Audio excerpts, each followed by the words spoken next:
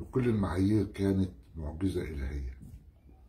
أن يعود أحمد رفعت إلى الحياة مرة أخرى بعد أن مات وتوقف قلبه في أول رمضان لمدة لا تزيد عن 2.5 3 ساعات، وبجهود جبارة طبية ما كان يمكن طبعا أن يعود إلى الحياة مرة أخرى لولا طبعا هذه المعجزة الإلهية. سبحان الله.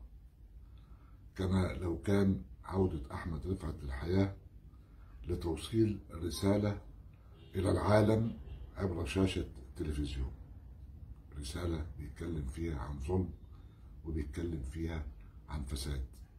ساعتها محدش كان عارف إن أحمد هيرجع تاني زي ما بدأ أول رمضان بحالة موت.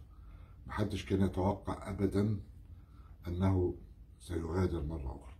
وصل رسالته، بيتكلم عن ظلم وعن فساد، ظلم تعرض ليه والناس كلها اتكلمت فيه، وحالة يعني غريبة جدا بتكشف عن أمور مؤلمة جدا جدا لما يعاني منه بعض البشر في هذا الميدان الرياضي.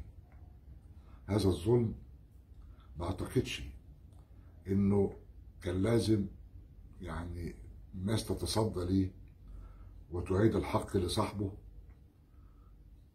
عشان مات.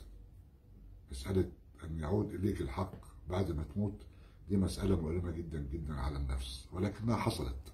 قالها أحمد رفعت واتكلم عنها وأشار ليها والناس اتكلمت فيها، ثم عاد إلى ربه مرة أخرى. هذا الظلم. أما الفساد فهو ما زال موجود على الأرض. فساد في الساحة الرياضية بيستشري منذ زمن طويل، وللأسف لم يتم التصدي ليه بالشكل الكافي حتى يمكن التخلص منه. بالعكس، ما زال هناك من يحمون هذا الفساد، وده كلام بمنتهى يعني بمنتهى الحق والحقيقة، ولا بد من التعامل معاه بشكل حاسم وحازم، لأنه ما عادش ينفع.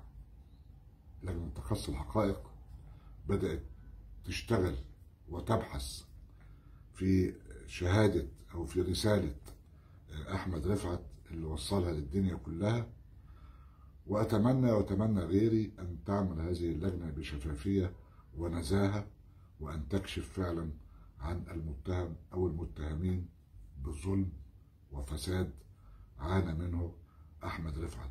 مش لازم الإنسان يموت عشان الناس تبحث له عن حقه.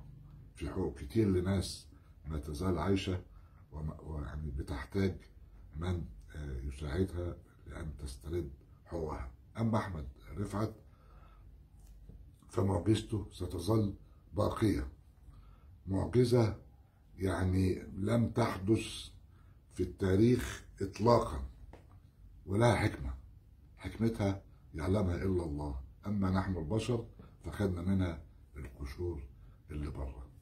شكرا لحضراتكم.